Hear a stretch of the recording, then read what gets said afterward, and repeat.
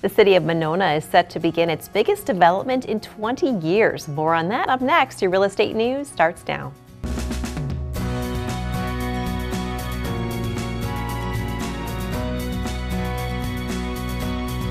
Thank you for watching your real estate news. I'm Stacy Hansen. It's time for this week's real estate numbers with a look at the average sale price of residential listings in South Central Wisconsin for the month of June 2017, according to the South Central Wisconsin MLS. In Dane County, average sale price is $301,000. In Columbia County, it's at $204,000. In Rock County, $162,000. In Greene County, average sale price is $213,000. In Sauk County, $196,000. In Grant, Iowa, and Lafayette counties combined, it's at $187,000. In Dodge County, $171,000. In Sauk County, average sale price $196,000, and in Crawford, Richland, and Vernon counties combined, $137,000. In the South Central region of Wisconsin as a whole, average sale prices are as follows. For a 0 to 2 bedroom home, it's $138,000. A 3-bedroom is at $221,000. 4 or more bedrooms are going for an average of $332,000, and condo co-ops have an average sale price of $195,000. The new Yahara Commons development in Monona is set to be the city's biggest development in 20 years. It will be a $36 million project on a 7.5 acres at Bridge Road and West Broadway in Monona. According to the Wisconsin State Journal, construction is set to begin for the first phase of the project in December. That will be a 5-story mixed-use building, including 96 apartments, a restaurant, coffee shop, and retail spaces. That's expected to be completed by spring of 2019. The second phase will include 140 more residential units, which may include a senior living component, according to the Journal. The entire Yahara Commons project is expected to be completed by early 2023. The Journal reports that this is the largest project that the city of Monona has worked on since Pier 37 on Monona Drive, which was developed almost 20 years ago. In both Madison and Milwaukee markets, home building permits remain flat. That's not the case in the Fox Valley, Green Bay, Racine, Kenosha, and Wausau markets, though, where construction has actually picked up. According to data from MTD Marketing Services of Wisconsin, Inc., permits to build new homes were down less than 1% in the Milwaukee metro area so far this year. In Dane County, they're also down just under 1%. According to the Milwaukee Journal-Sentinel, permits to construct houses in the Racine-Kenosha market were up almost 28%. Green Bay is up about 22%, Wausau 16%, and in the Fox Valley they're up almost 13%. Though Milwaukee's home building permits remain flat, the hottest market in the metro area is Menomonee Falls, which has already issued at least 89 permits so far this year. If you'd like additional information on these headlines, please reference the media sources you see listed on your screen. You can also like us on Facebook and visit WI57.tv. Stay with us. We'll have more right after the break. That's all right.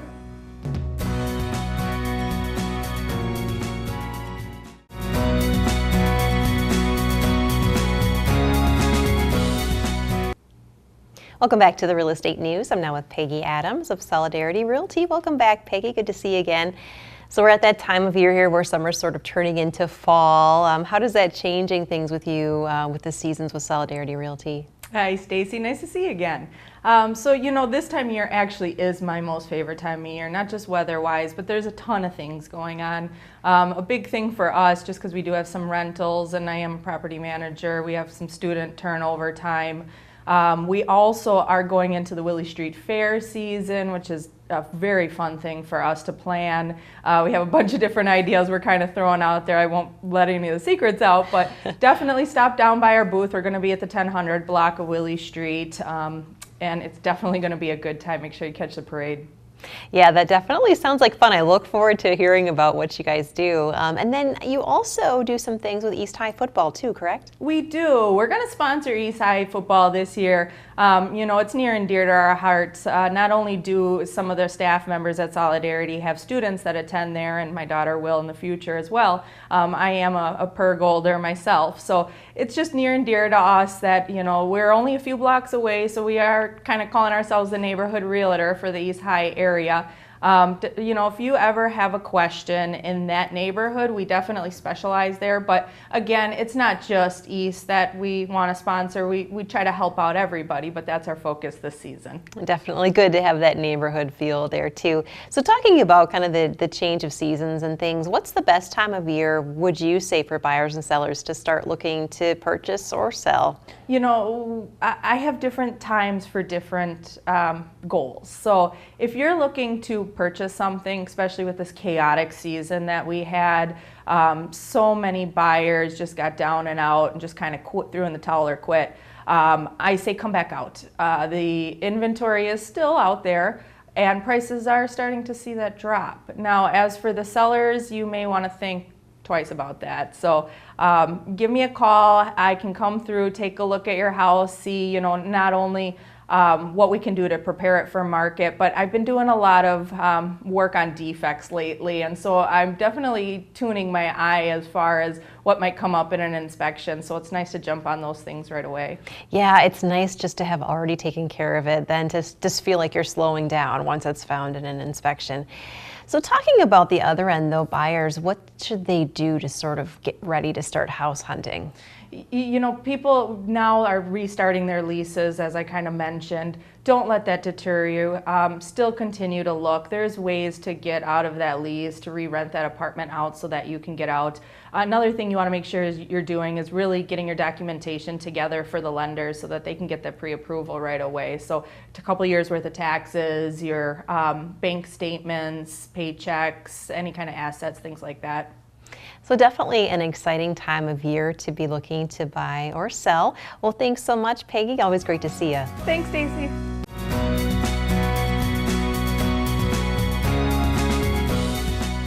Welcome back to the Real Estate News. I'm now with Brian Lawton of Property Revival Realty. Welcome back, Brian. Good to see you again. I understand you've got some more new listings for us. You've got a couple in Dane County. Let's start with those. Yeah, thanks for having us, Stacy. 2 listings in Dane County for you. 6113 South Court in McFarland is got a great property on the channel there leading into Lake Waubesa. Beautiful deck off the master suite. A lot of upgrades. It's a beautiful property for $385,000. And the other one in Dane County is in Madison on Penny Lane, 5429 Penny Lane. That one is just price reduced by $7,000 down to $239,000, 3 beds, 2 baths, and a vaulted ceiling, a lot of natural light, and that one is a beautiful property as well. Well, that looks great. Now you've got a couple in Rock County as well for those looking in that area. Yeah, we do. A new listing at 4525 West Rodemer in Janesville, just 35 minutes from Madison, maybe 40 minutes to downtown here. Great setting, a beautiful property close to the Rock County Scenic Nature Trail there. This one is 3 beds, 3 baths, taken care of, well maintained, a beautiful property there on West Rodemer Road.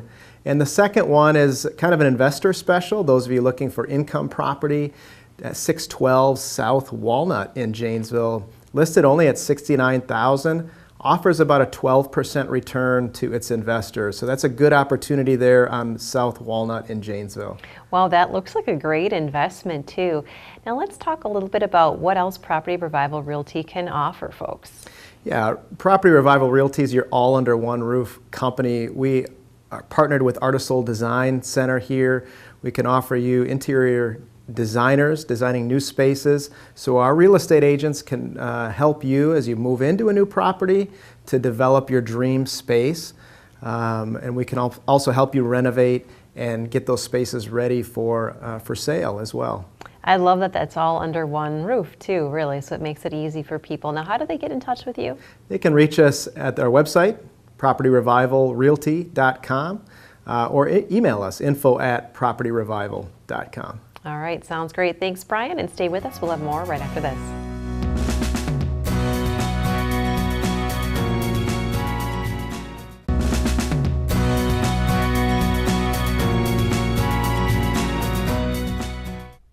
Welcome back to the Real Estate News. Temperatures are beginning to hit their peak this summer, and with that, of course, electric bills. So how can we keep cool this summer without breaking the bank with our energy bills?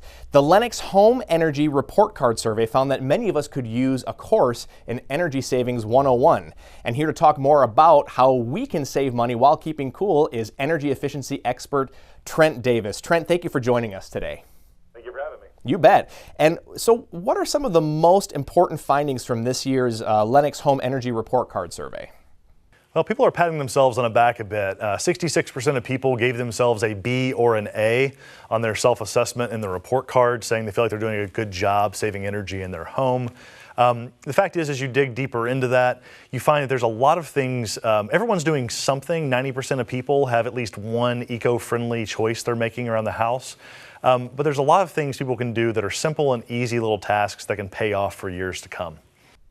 Absolutely. And so I think we probably know the answer to this question, but I'm going to ask anyway, what uses the most energy in the home during the summer?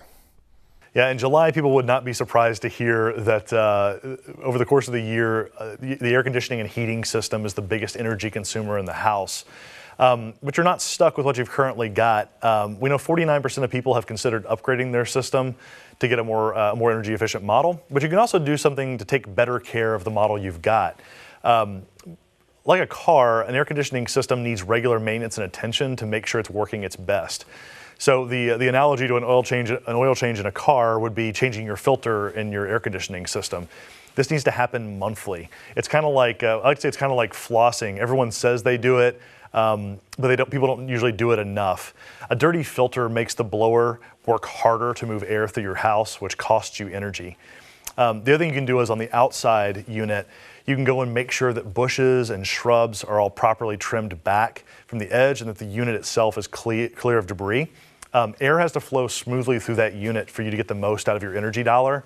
And if you walk through a typical neighborhood, you'll see a lot of people have their unit covered up and clogged up with bushes and trees. So it sounds like the biggest thing that people can do to reduce cost is really just keeping the airflow flowing, essentially. Yeah, make it easier for the system to work, and it will pay you back with better comfort and better efficiency. There's plenty more you can do as well. The second biggest energy consumer in the house is the water heater. Most people's water heaters have a temperature setting that they can manually adjust. This is something you can do in 5 minutes. I did it, previously in my house on my own. You can turn that down pretty substantially without it affecting the comfort of your shower, your baths, or your ability to get your dishes clean. So that's a great way to save money 12 months a year. Yeah, and you certainly don't need to have it scalding hot to get your dishes clean, as you mentioned. So let's talk about some of the misconceptions and the mistakes that people make. What would you say is the biggest mistake people make when it comes to saving money on their energy bills? A huge one is people don't use energy, people don't manage their energy use very well when they're out of the house. So everyone's had an experience probably with an old style programmable thermostat that's difficult to program, and maybe they've given up on trying to use it. The new generation of smart thermostats are very intuitive and easy to use, and they can be an affordable upgrade that will save you money for as long as you own the house. The Lennox iComfort E30 next to me is a great example of that. One of the technologies I would recommend looking for is the ability to connect to a smartphone and the ability to use geofencing. Geofencing is great because if you're anything like my family, we don't have a consistent schedule. People are in and out of the house at all times. The summers are different than the winters. Geofencing actually tracks when you're in the home and when you're away. And when you leave the house without doing anything on your own, it will manually turn the temperature up, which will reduce your energy usage. And when it detects that you're returning home, it'll go ahead and return it to the comfortable temperature. That way you always walk into a comfortable house, but you're not wasting energy while you're gone. Very good, very good. And so it sounds to me like, I've heard that there's different schools of thought there, that there's the school of thought where you want to try to maintain the same consistent temperature at all times. And then there's the other one that you talked about where you want to try to make adjustments depending on whether you're asleep or away from home. So you're saying that it's actually going to save, it indeed will save more money to turn your AC or your temperature up, I should say, when you're not in the house. Yeah, a simple way to think of this is the closer the temperature inside your house is to the temperature outside, the less energy you need to use to maintain that temperature. So what that means is, now you don't want to turn your system completely off because it'll be running all day just to catch up. But if you want to turn your temperature up, I turn mine up about 5 degrees when I leave the house to save some energy during the day. And then the system doesn't have to overwork itself to get it back down to a comfortable temperature when I return. So it is good to turn it up during the day, just don't turn it off. So 5 degrees is a good rule, a comfortable rule of thumb, you'd say. Yeah, and experiment with your own system, your own house. It may vary for you, but 5 degrees will give you a noticeable savings without putting an undue strain on your system. Very good. And we just have about 30 seconds left, Trent, but where can people go for more information about what we talked about today? Lennox.com has a ton of articles and tips for you on saving energy. And while you're there, if you have an energy savings tip of your own that you're proud of, submit it to the Lennox Energy Saving Superstar Contest. The winner of that contest gets $10,000 towards an air conditioning high efficiency upgrade for their home. And more importantly, you get a free year's supply of ice cream. I think I like the latter and the former. Wow, can't go wrong there. Well, Trent Davis, thank you so much for joining us today. Thanks for having me. Don't go away, there's more real estate news coming up after the break.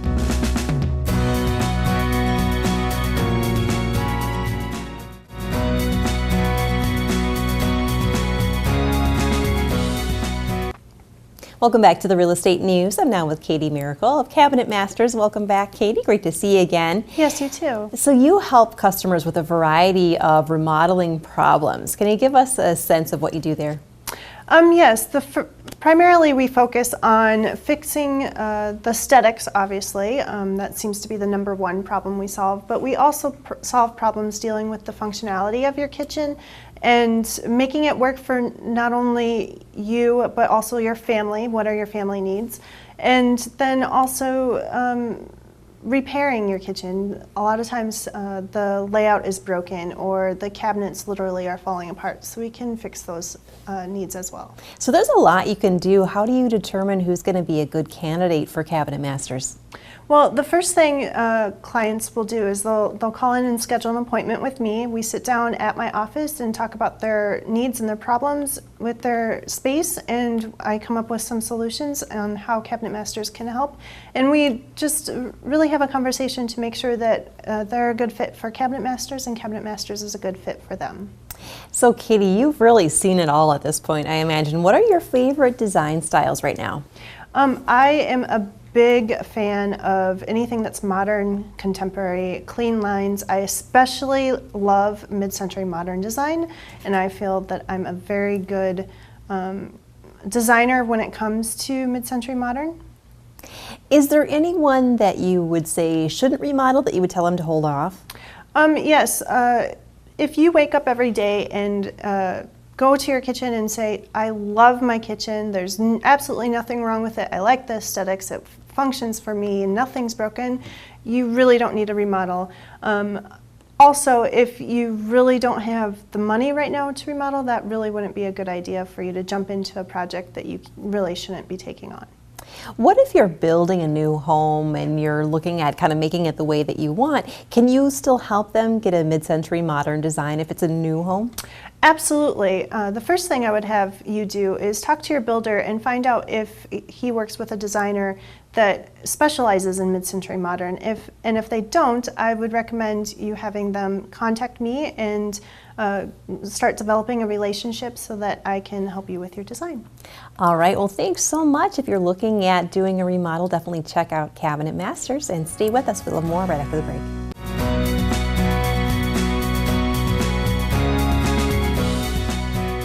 Welcome back to the Real Estate News. I'm now with Paul Miner of Blue Terra Design. Welcome, Paul. Great to have you on the show. Let's talk trends. What's a popular trend you've been seeing in the kitchens you've been remodeling around Madison? Well, some of the trends that I've been seeing is that bringing in wood into accent in the kitchen, like floating shelves, having the island be a wood piece and have the surrounding areas be painted, and that's a really nice look to get the warmth in there. Yeah, definitely great to bring that warmth in, especially when you got all those appliances, especially when you got a lot of stainless steel and things that are popular. Good to bring that in. What types of wood, though, are you seeing? What's trendy right now? What's trending is kind of oak. Surprisingly, is coming back. Wow, I'm surprised. Yeah, the quarter saw white oak, natural finish, is really a classy look. That's coming back into vogue. Also, oak being painted, so you can see that nice wood grain, the texture. It actually looks like it's actually wood. Once again, back to the wood feeling.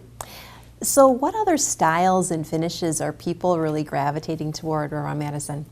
Well, it's still white and grays. The Shaker classic arts and crafts is still in vogue, but we're also seeing some of the Midwest is finally catching up with the West Coast and East Coast with inset cabinets, and it's kind of more of a traditional look is kind of getting more popular, kind of a more grown up look. Yeah, that's definitely a cool look. What about countertops? Are you seeing trends in that area? What we've seen and not seen, we've seen a lot of quartz. It seems to be the new the go-to. What we've not seen is stone, and granite is really, people are not interested anymore with the maintenance and there's no warranties and stuff like that. Yeah, that's a turnaround because that was huge for a long time. Yes. So what would you say is the new must-have thing for kitchens? Lighting, under cabinet lighting, with the new LED technology, the cool light, burning hardly, very efficient, is really a must. We've seen a lot of that. Well, 95% of the kitchens that we do, we're putting in LED lighting. Wow, so you're seeing a ton of that. So if people are interested, how do they get started doing a kitchen remodel with Blue Terra Design? Well, first it contacts us. Then we set up an appointment to come in and do a free consult. We come in, we ask you a bunch of questions, take measurements, and then we come back with a 3D drawing and a quote. And this is a free consult. Then we get the process going from there. And that's the fun part. Well, thanks so much, Paul. Great to meet you. Thanks for having me, Stacy.